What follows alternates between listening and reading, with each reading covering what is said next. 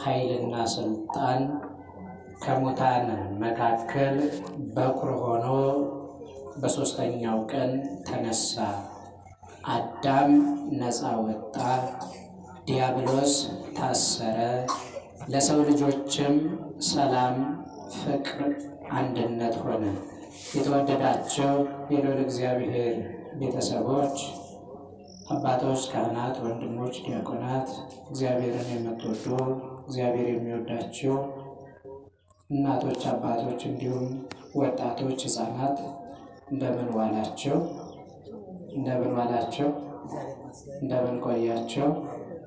አሜን። የአምላካችን የልዑል እግዚአብሔር ስም የተመሰገነ ይሁን።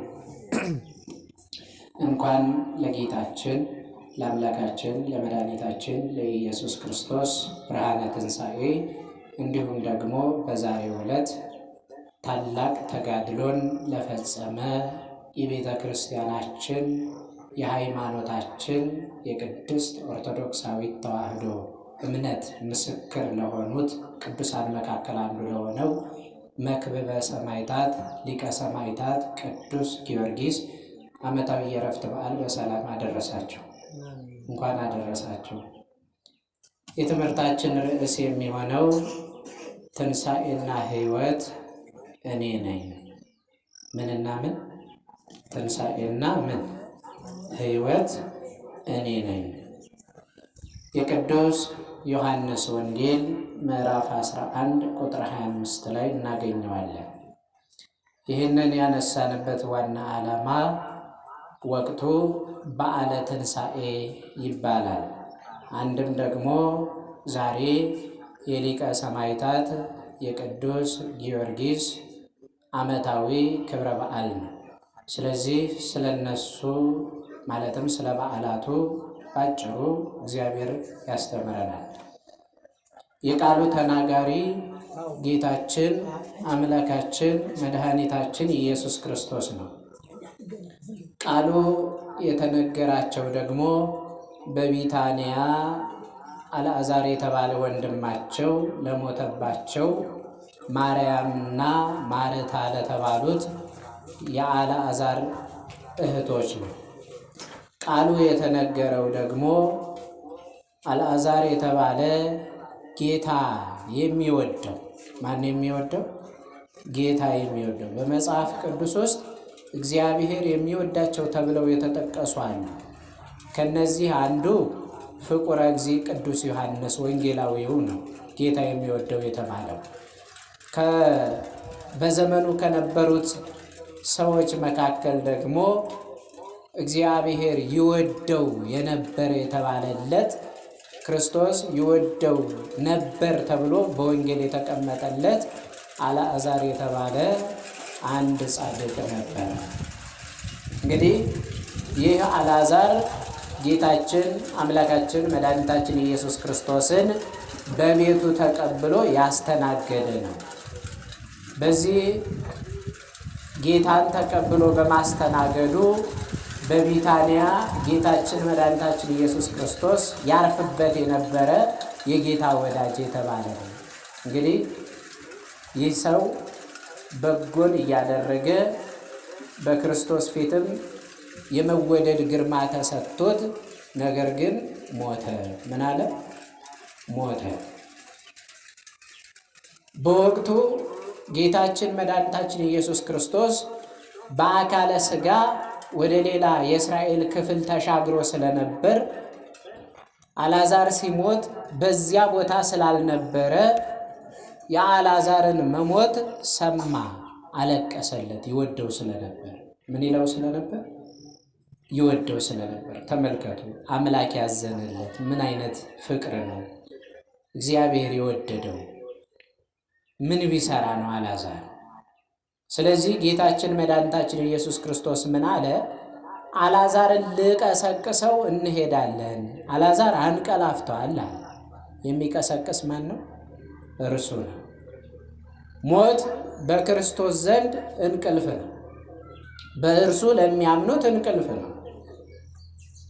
እኛ እንፈራዋለን እንጂ ለሚያምን ሞት ምንድን ነው? እንቅልፍ ነው። የሚያስፈራ ሞት ግን አለ።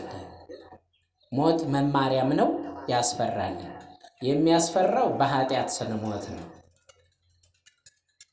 የሚያስተምረው ደግሞ ማንም ሰው ከዛ የማይቀር መሆኑ ሀብታምና ድሃን የማይለይ እኩል ዳኛ በመሆኑ ያስተምራል። ስለዚህ አልዓዛር በሞተ ጊዜ ልቀሰቅሰው እሄዳለሁ አላቸው። ከዚያም ወደ ቢታንያ መጣ። ወደ ቢታንያ ሲመጣ አልዓዛር ከተቀበረ 4 ቀን ሆኖታል። ስንት ቀን ሆኖታል? 4 ቀን። እንግዲህ የ4 ቀን ሬሳ ምን አይነት ሊሆን እንደሚችል አስቡ። እኔና እናንተ በስጋ ስንሞት ወዲያውኑ ነፍሳችን ከስጋችን ሲለይ ኪሎአችን ይቀንሳል። ሰውነታችን ይሄ የምንመካበት የሚያምረው ማንነታችን ይጠወልጋል።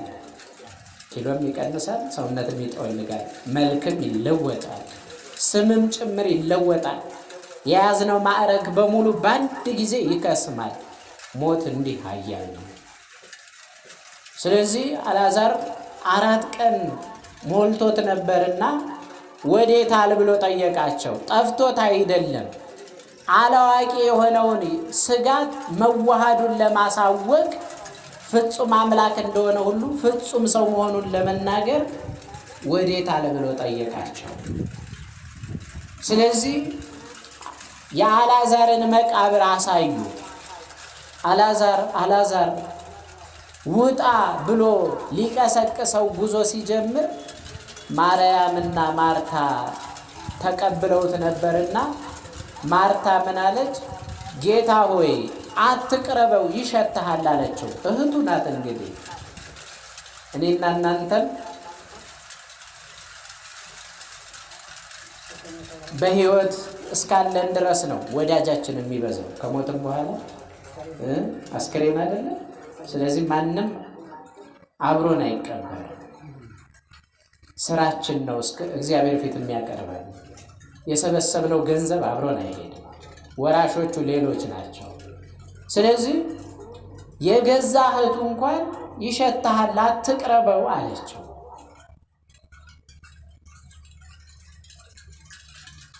ከዚያ አንተ እኮ በዚህ ኑረህ ቢሆን አለች። ደግሞ ወንድሜ አይሞትም አለች። እግዚአብሔር አንተ በዚህ ኖረህ ቢሆን ልክ አሁን እኔና እናንተ መከራ ሲበዛብን ጭንቀት ሲመጣብን እውነት ፈጣሪ እኔ አንተ ፍጥረት አይደለሁምን ብለን እንደምንፈታተን እሷ ምን አለች?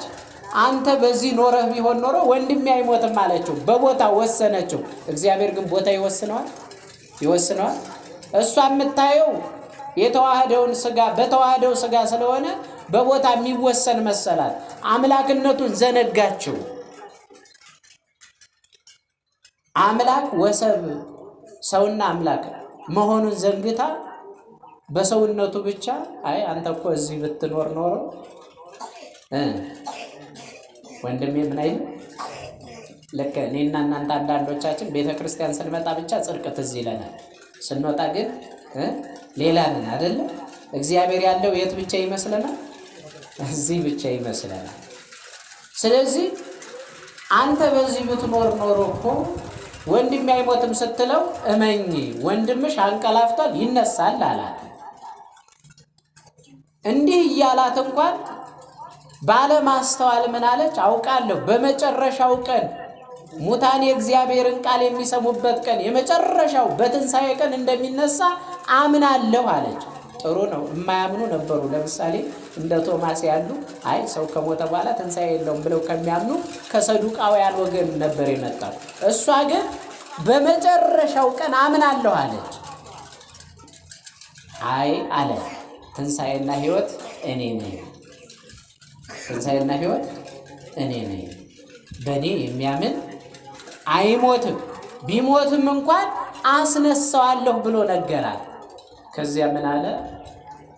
አልዓዛር ውጣ ከመቃብር አለ። ከነመግነዙ ተጠቅልሎ ወጣ። ከነመግነዙ ሰው እያየው ውጣ አለው። አልዓዛር ከመቃብሩ ወጣ። ከዚያ ምን አለ? መግነዙን ፍቱና ተውት ይሄዳል።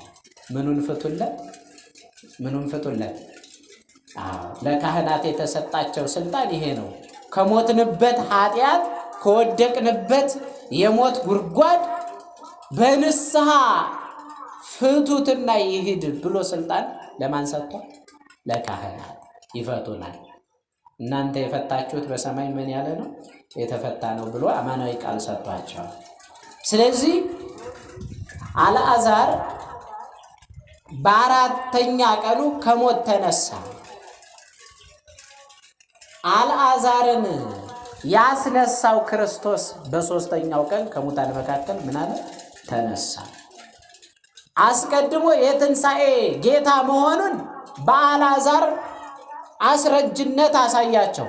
በኋላ ደግሞ በዕለተ ዓርብ በሰቀሉት ጊዜ እስኪ ቤተ መቅደስን የምታፈርስ ራስህን አድን፣ እስኪ ሙታንን የምታስነሳ አንተም ከመስቀል ውረድና ምን እንበልብህ እንመንብህ እያሉ ተዘባበቱ። ከዚያስ በአዲስ መቃብር ወስደው ከቀበሩት በኋላ ትልቅ ድንጋይ ዘግተው ማህተም አትመው ወታደሮችን አስቆሙ። ክርስቶስ ግን እንደ አልዓዛር ድንጋዩን አንከባሉለት አልተባለም። መቃብሩ እንደታሸገ የእናቱን ማኅተመ ድንግልና ሳይፈታ ተጸንሶ በድንግልና እንደተወለደ በሕቱም መቃብር ተቀብሮ በሕቱም መቃብር ምን አለ? ተነሳ። ድንጋዩን ያንከባለለው የማን መልአክ ነው? የራሱ የእግዚአብሔር መልአክ ነው። ያ ድንጋይ ደግሞ የተንከባለለው ዋነኛው ምክንያት ሴቶቹ ሌሊት ሽቱ ሊቀቡ ቅዳሜ ለእሑድ አጥቢያ ድንጋዩን ማን ያንከባልልልናል እያሉ ተጨንቀው ስለነበር ትንሣኤው እውነተኛ ትንሣኤ መቃብሩ ባዶ መሆኑን ሊያሳያቸው የእግዚአብሔር መልአክ መቃብሩን ከፈተላቸው እንጂ ክርስቶስስ የተነሳው ድንጋዩን ክፈቱልኝ ሳይል መግነዙን ምን በሉልኝ ሳይል ፍቱልኝ ሳይል ሲገቡ የሚያገኙት መግነዙን። ምክንያቱም ክርስቶስ እርሱ ሞትን በሞቱ አጥፍቶ ትንሣኤውን ለኛ አሳየ። የአልዓዛር ትንሣኤና የክርስቶስ ትንሣኤ የሚለየው ለአልዓዛር አስነሺ ያስፈልገዋል፣ ለክርስቶስ ግን አስነሺ የለውም። የአልዓዛር ትንሣኤ ምን ያስፈልገዋል? ተነሳ ብሎ የሚቀሰቅሰው አስፈልገው። የክርስቶስ ግን ምን የለበትም? አስነሺ የለበትም። ለዛ ነው ቅድም ሰላምታው ላይ ክርስቶስ ተንሳ እሙታን ስትባሉ በአብይ ኃይለ ወስልጣን፣ በራሱ ኃይልና ስልጣን። ነገር ግን ቅዱስ ጳውሎስ ደግሞ ለሮማውያንና ለሌሎቹም መልእክት ሲጽፍ እናንተ የሰቀላችሁት እግዚአብሔር ከሙታን መካከል በሶስተኛው ቀን አስነሳው እያለ ይናገራል። ይህን ያለበት ደግሞ እናንተ የሰቀላችሁት ማለት ስጋውን ነው፣ እግዚአብሔር አስነሳው ማለት ደግሞ መለኮቱን እየተናገረ ያ ሟች በስባሽ የነበረ ስጋ መለኮት ሲዋሃደው የማይበሰብስ የማይሞት ሕያው የሆነ ዛሬም በሰማይ በምልአት አለ። ስለዚህ የትንሣኤ ጌታ ክርስቶስ የአልዓዛር ትንሣኤ እንደገና መሞት አግኝቶታል።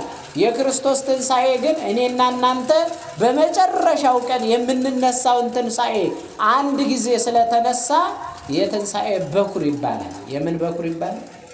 የትንሣኤ በኩር ይባላል። ትንሣኤ ዘጉባኤ ስጋና ነፍስ ተዋህደው እኔና እናንተ ወንዶቹ የአዳምን ዕድሜ የአዳምን መልክ የአዳምን ቁመና ይዘን የምንነሳበት የ30 ዓመት ጎልማሳ ሆነ፣ ሴቶቹ ደግሞ የቀዳማዊቷን ሔዋን የ15 ዓመት ብላቴና ያችን ሔዋንን ሆናችሁ የምትነሱበት በመበስበስ የተዘራ ባለመበስበስ በአዲስ አካል ምን ይላል?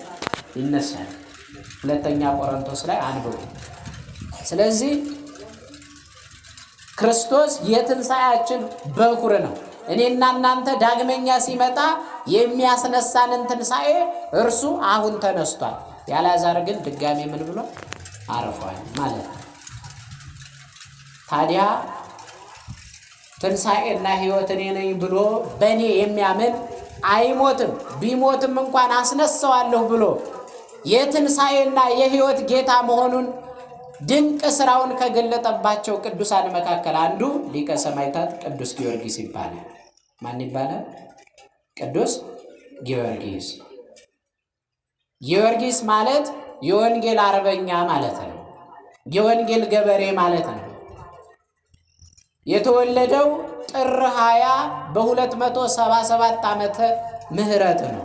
ይህ ዘመን ዘመነ ሰማዕታት የሚባልበት ዘመን ነው። ከ70 ዓመተ ምህረት ማለትም ኔሮን ቄሳር የተባለው የቤተ ክርስቲያን ጠላት ከነገሰበት ጀምሮ ደገኛው ንጉሥ የእሌኒ ልጅ ቆስጠንጢኖስ እስከመጣበት እስከ 312 ዓመተ ምህረት ድረስ ክርስቲያኖች በተገኙበት እንደ በግ እየታረዱ ደማቸው እንደ ውሃ እየፈሰሰ ስጋቸው እንደ ሽንኩርት እየተከተፈ እንኳን አንገታቸው ላይ ማተብ አስረው እንኳን ነጠላ ለብሰው እንኳን አትሮንስ ተዘርግቶ ወንጌል የሚሰበክበት እንዲህ በቤተ ክርስቲያን ተሰባስበን ቃሉን የምንማርበት ቅዳሴ የምናስቀድስበት ቅዱስ ሥጋውን ክቡር ደሙን የምንበላበት የምንጠጣበት የተመቻቸ ጊዜ አልነበረም። ይልቁንም ክርስቲያኖች እየታደኑ የማደኛ ወረቀት ወጥቶባቸው እየተገደሉ የተረፉት ደግሞ ግበበ ምድር በሚባለው ወይም ደግሞ ካታኮምብ በሚባለው ወይም ደግሞ ሰው በማይኖርበት ራቅ ባለው በረሃማ ቦታ በዋሻ ውስጥ ፈልፍለው እየኖሩ በዚያች ወንጌልን እርስ በራሳቸው እየተማማሩ ለኔና ለናንተ አስተላለፉልን።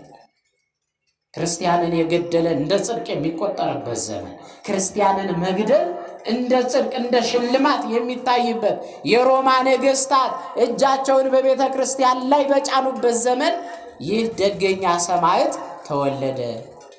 አባቱ ዞሮንቶስ ይባላል ወይም አንስጣሴያ ይባላል። እናቱ ቴዎብስታ ትባላለች ወይም አቅሌስያ ትባላለች። እሱ ደግሞ ማን ተባለ? ቅዱስ ጊዮርጊስ። ሀገሩ ፍልስጤም ልዳ በምትባል ቦታ ነው። ቅዱስ ጊዮርጊስ በነበረበት ዘመን ክርስቲያኖች ከስልጣን የተባረሩበት፣ ክርስቲያኖች ከኢኮኖሚ ማለትም ከየመስሪያ ቦታው የተባረሩበት ዘመን ነበረ። እሱ በነበረበት ሰዓት ክርስቲያኖች በማህበራዊ ሕይወታቸው እንኳን ከማንኛውም ጋር እንዳይኖሩ እንደ ጠላት ተቆጥረው ክርስቶስን ስለሰበኩ ብቻ። ማንን ስለሰበኩ? ነጠላ ለብሰው ክርስቶስን ስለሰበኩ፣ በማዕዳቸው ክርስቶስን ስለሰበኩ፣ በአካሄዳቸው ክርስቶስን ስለሰበኩ፣ በአኗኗራቸው ክርስቶስን ስለሰበኩ እንጂ ሀገር አሸብረው አልነበረ። ስለዚህ በዚያ ዘመን አላውያን ነገስታት የበረቱበት ዘመን ነበረ። ጣዖት የነገሰበት ዘመን ነበረ። ስለዚህ ህዝቡ ሁሉ አዋጅ ወጥቶለት አብያተ ክርስቲያናት ተዘግተው አብያተ ጣዖታት የተከፈቱበት ዘመን ነበረ። ከዛሬው ጋር እያነጻጸርን እንድንረዳው ነው። ዛሬም እየሆነ ያለው ይሄ ነው። ዛሬም እንደ ቅዱስ ጊዮርጊስ ያለ ወጣት ያስፈልጋል። ስለዚህ በዚያን ሰዓት ቅዱስ ጊዮርጊስ በ10 ዓመቱ አባቱ ባረፈበት ጊዜ አባቱ የአንዲት የልዳ መኮንን ነበርና የእሱን ወንበር ተክቶ ሌላ ጻድቅ የሆነ ንጉሥ መስፍን ቅዱስ ጊዮርጊስን የቲም ነው ብሎ ወስዶ አሳድጎ ውትድርናን ጦርን እንዴት መዋጋት እንዳለበት አሰልጥኖ ወታደር አድርጎ ፈረሰኛ አድርጎ በጎን ደግሞ መንፈሳዊ ሕይወቱንም አስተምሮት ከዚያ ቅዱስ ጊዮርጊስ 20 ዓመት በሆነው ጊዜ የ15 ዓመት ብላቴና ሴት ልጅ ነበረችውና ንጉሱ ሊያጋባው ወሰነ። ሊያጋባው ፈለገ። ክርስቲያን ማግባት ያለበት ማንን ነው? ክርስቲያን ማግባት ያለበት ማንን ነው? ክርስቲያንን። ስለዚህ ቅዱስ ጊዮርጊስ ። የታጨው ለወንጌልና ለክርስቶስ ሙሽራነት ነው። ታዲያ እግዚአብሔር ፈቃዱ ሆኖ ይህንን ንጉሥ ያሰበውን ሐሳብ ሳይፈጽም ነፍሱን ወሰደው። ምክንያቱም ቅዱስ ጊዮርጊስን ለሌላ ሥራ ነውና ያጨው፣ በድንግልና እንዲያገለግለው፣ በንጽህና እንዲያገለግለው።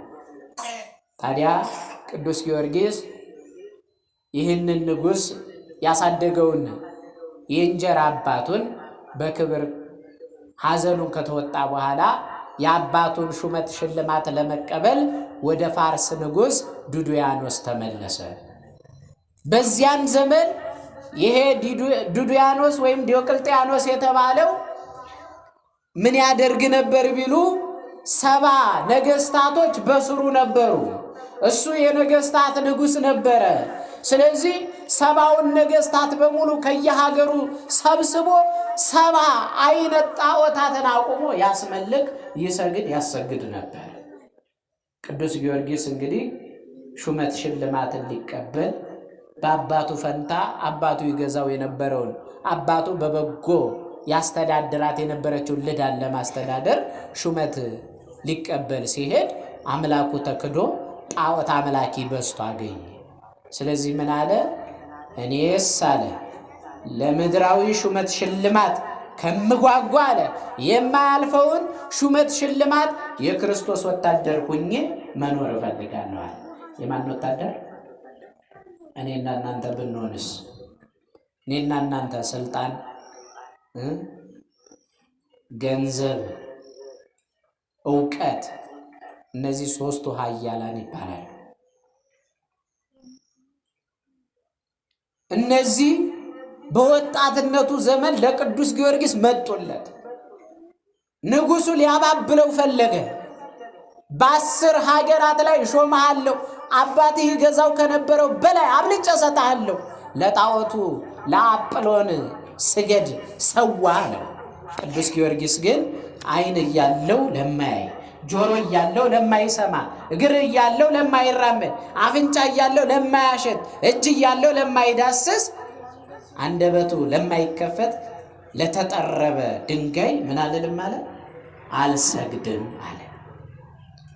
7 ዓመታትን ተጋደለ። ታሪኩን ላሳጥረው ብንናገረው አያልቅ፣ ቢተረክ አያልቅ። ገድለ ቅዱስ ጊዮርጊስን ገዝታችሁ አንበቡ በየቤታችሁ። ስለዚህ ቅዱስ ጊዮርጊስ የክርስቶስ ወታደር ሆነ። የምድር ሹመት ሽልማት ስልጣንን ተወ። ስለዚህ ንጉሡ እምቢ ባለው ጊዜ መጀመሪያ ያደረገው ምንድነው? ግርፋት ነው። ምንድነው? ግርፋት ነው። ቅዱስ ጳውሎስ በሮሜ መልእክቱ ምዕራፍ 8 ላይ ምን ይላል?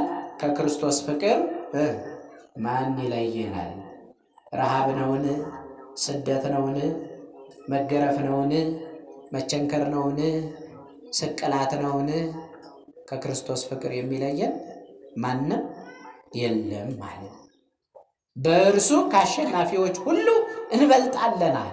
ስለዚህ ቅዱስ ጊዮርጊስ ብቻውን ዓለም በሙሉ ለጣዖት በሚሰግድበት ዘመን ክርስቲያን ነኝ የሚል ባልተገኘበት ዘመን በዚያ በጭንቅ ሰዓት ቅዱስ ጊዮርጊስ የቤተ ክርስቲያን ፀሐይ ሆኖ ተገኘ። የክርስቶስ ወታደር፣ የወንጌል አርበኛ ሆኖ ተገኘ። መከራ መስቀሉን ተሸክሞ ዕለት ዕለት አምላኩን ክርስቶስን ተከተለው። ስለዚህ ንጉሡ ጀርባውን ገረፈው። በግርፋቱ ማንን መሰለው? ክርስቶስን መሰለው። ሞቱን በሚመስል ሞት ከእሱ ጋር ከተባበር፣ ትንሣኤውን በሚመስል ትንሣኤ ከእርሱ ጋር እንተባበራለን ብሎ ቅዱስ ጳውሎስ እንደተናገረው ቅዱስ ጊዮርጊስም በመከራ አምላኩን መሰለው። ክርስቲያኖች ሆይ እኔና እናንተም አምላካችንን ልንመስለው ይገባል። አሁን እየመሰልነው ነው ወይ? ሌላ ጥያቄ ነው። እስኪ ራሳችሁን መዝኑ፣ ራሳችንን እንመዝን። አሁን በጾሙ ሰዓት ሁላችንም መነኩሴ መስለን ነበር አይደል? ነው አይደል? አብይ ጾም በነበረ ሰዓት አስቀዳሹ ብዙ ነበር፣ ነጠላ ለባሹ ብዙ ነበር፣ ሰርክ ጉባኤ የሚከታተለው ብዙ ነበረ። እግዚአብሔር ደግሞ በበረከቱ እየጎበኘን ነበር። በዓለ ሃምሳ ሲመጣ ግን ብዙ ሰው ከሰረ። በጾሙ ወቅት ያገኘውን ጸጋ እግዚአብሔር አጽንቶ እንዲይዝ ነው የበዓለ ሃምሳ ዋናው ትልቁ ኃላፊነት። ወይም ደግሞ በዓለ ሃምሳ ላይ የምንማረው ትምህርት በጾሙ ወቅት በሕማማቱ ጊዜ በመከራው ተካፍለን በትንሣኤው አብረን እንድንነሳ ነው። ግን ብዙዎቻችን በትንሣኤው ምን ሆነናል? ሞተናል። አሁን ብዙ ሰው የሥጋ ድግስ እያባረረ ነው። አይታችሁ ከሆነ ታስሮ እንደተፈታ ጥጃ ሁሉም እየበረረ ነው አይደል? በሥጋ ምኞት ያ ተሰትሮ የነበረው አሁን ልኳንዳ ቤት፣ መጠጥ ቤት፣ ስካር ቤት ነው። ያ ተሰትሮ የነበረው ድግስ በድግስ የሥጋ ብቻ በሥጋው እየደለበ በነፍሱ ግን የቀጨጨ ከዚህ በላይ ከስረት የለም። የበዓለ ሃምሳ ዓላማ እኮ ጾም የሌለበት ስግደት የሌለበት አድካሚ ነገሮች ያ በጾም ሰዓት ስንሰራቸው የነበሩ ነገሮች የማይፈጸሙበት ስለ ሁለት ምክንያት ነው። አንደኛው በዓለ ሰንበት ስለሆነ ነው። ክርስቶስ የሚታሰብበት 40 ቀን በምድር ላይ ለሐዋርያቱ እየተገለጠ ትንሣኤው ደስታ ሆኖላቸው ያንን በዓል እንድናከብር ነው። ሰንበት ነው፣ እንደ ሰንበት ነው፣ አንድ ሰንበት ነው። ሌላኛው ምክንያት ደግሞ ከትንሣኤ በኋላ መራብ፣ መጠማት፣ መድከም፣ መነሳት፣ መውደቅ ስለሌለ የመንግሥተ ሰማይ ሕይወት ነው። የምን ሕይወት ነው አልኳችሁ? የመንግሥተ ሰማይ ጸሎት ሁሌም አለ። ጸሎቱ አይቋረጥም። አንዳንድ ስርዓቶች ግን ላናከናውናቸው እንችላለን። በበዓለ ሃምሳ ላንጾም አይደለም፣ ጾም የለም። ትንሣኤ ነው። ሰው ከተነሳ በኋላ ማለትም በመንግሥተ ሰማያት እንደ መላእክት ሆነን ነው የምንኖረው። አንራብም፣ አንጠማም፣ አንታመምም። ህመም፣ መከራ፣ ችግር፣ ቸነፈር የለም። በእርግጥ ትንሣኤ ሁለት አይነት ነው። በቀኝ የመቆም ትንሣኤና በግራ የመቆም ትንሣኤ። በቀኝ ለሚቆሙት ህመም፣ መከራ የለባቸውም። በግራ ለሚቆም ግን ትሉ የማያንቀላፋ እሳቱ ምንም የማይጠፋ ገሃነም ይፈረድበታል። ስለዚህ በሁለተኛው ትንሣኤ እድል ፈንታ እንዲኖረን ዛሬ በንስሐ መነሳት አለብን። ፊተኛውን ትንሣኤ ከኃጢአታችን ወደ ጽድቅ ማደግ መመለስ አለብን። ብዙዎቻችን ግን በዚህ በበዓለ ሃምሳ ምን እያልን ነው አልኳቸው? እየሞትን ነው። ስለዚህ መጠንቀቅ ያስፈልጋል። አግኝተነው የነበረውን የመንፈስ ቅዱስ ጸጋ እንዳናጣው ልንጠነቀቅ ያስፈልጋል። ሰው ጾሞ አስባችሁታል? ከክርስቶስ ጋር መከራውን ተካፍሎ በትንሣኤው ቀን ሙቶ መገኘት ምን ይባላል? እግዚአብሔር ወደ ሕይወት ትንሣኤ እንድንመጣ ይርዳል። ስለዚህ ቅዱስ ጊዮርጊስ በመከራ ክርስቶስን መሰለው፣ ተገረፈ። ንጉሡ ይህም አልበቃው፣ የብረት ጫማ እንዲያጠልቁለት አደረገ። በእሳት አግለው የብረት ጫማ አስደረጉት። እሾሆቹ ስጋውን በስተው በላይኛው የእግሩ ክፍል እስኪወጣ ድረስ የብረት ጫማ ናጫሙ። እሱ ግን በደስታ ተከተላቸው። ስለ መከራው በመከራው ክርስቶስን እያሰበ ቅዱስ ኤፍሬም በውዳሴ ማርያም ዘሐሙስ ላይ ምን ይላል? ሰማዕታት በእውነት የዝችን ዓለም ጣዕም በእውነት ምን አሉ? ናቁ፣ መራራ ሞትንም ታገሱ፣ ስለ መንግሥተ ሰማያትና ስለ እግዚአብሔር ደማቸውንም አፈሰሱ ብሎ። ስለዚህ ቅዱስ ጊዮርጊስ ያን መራራ ሞት ታገሰ። ስንት ዓመት ነው የታገሰ? 7 ዓመት። ስለዚህ እኔ የትንሣኤና የሕይወት ባለቤት ነኝ ያለ ክርስቶስ ቅዱስ ጊዮርጊስን ንጉሡ 3 ጊዜ ገደለው። 3 ጊዜ ደግሞ እግዚአብሔር ምን አለ? አስነሳው። እንደውም አንዱን ጥር 18 ላይ የምናከብረው ስብረተ አጽሙ ዝርወተ አጽሙ ይባላል አይደል? ደብረ ይድራስ በተባለ ተራራ ላይ በመንኮራኩር ከፈጩት በኋላ ወስደው በረጅም ተራራ ላይ በተኑት። ነፋሳት ሁሉ ታዘው የቅዱስ ጊዮርጊስ አካልን ሰብስበው ስጋን እና አጥንትን ነፍስን አዋህዶ እግዚአብሔር አስነሳው። የሚያምንብኝ ቢሞት እንኳን ምን ይሆናል? ሕያው ይሆናል። አስነሳው። በመከራው ጽናት በኃጢአት የሞቱትን ብዙዎቹን መለሳቸው።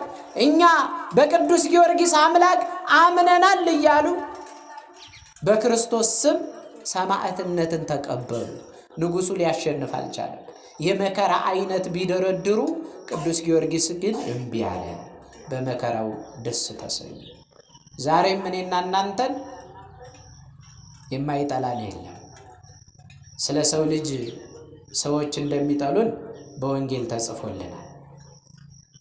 ከምኩራቦቻችሁም ያስወጧችኋል ተብለናል። በነገሥታት ፊትም ያቆሟችኋል ተብለናል። ስለምትናገሩት ግን አትጨነቁ ብሎናል። ምክንያቱም በእናንተ ላይ ያለ መንፈስ ቅዱስ ምን ይላል? ይናገራልና። አንደበታችን እግዚአብሔር ነው። ስለዚህ ቅዱስ ጊዮርጊስ 3 ጊዜ ሞቶ 3 ጊዜ ተነሳ።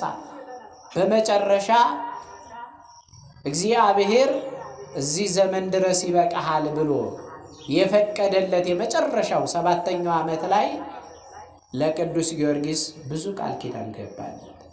አንተን የሚመስል ሰማዕታት ካንተ በፊትም ካንተ በኋላም የለም። ስምህን ለሚጠራ ዝክርህን ለሚዘክር ገድልህን ለጻፈ ላጻፈ ገድልህን ላነበበ ለሰማ ላሰማ ቤተ ክርስቲያንን በስምህ ላነጸ ላሳነጸ ልጁን በስምህ ለሰየመ እምርልሃለሁ አምላከ ጊዮርጊስ ብሎ ለሚጠራኝ ፈጥኜ ምን እልለታለሁ? እመልስለታለሁ። አንተን የሚመስል ማንም የለም፣ የሰማዕታት አለቃ ነህ ብሎ እግዚአብሔር 7 አክሊላትን አቀዳጀው። በረከቱ አማላጅነቱ በሁላችን ላይ ይደርብን። በዕለተ ዓርብ ሚያዝያ 23 ቀን ከቀኑ በ9 ሰዓት በሰይፍ ተከለለ። በምን ተከለለ? በሰይፍ። ዲዮቅልጥያኖስ ብዙዎቹ የገዛ ባለቤቱ ሳትቀር ወደ ክርስትና ተመልሳ ይመካበት የነበረ አስማተኛ ጠንቋይ እንኳን ወደ ክርስትና በቅዱስ ጊዮርጊስ መከራ ተመለሰ።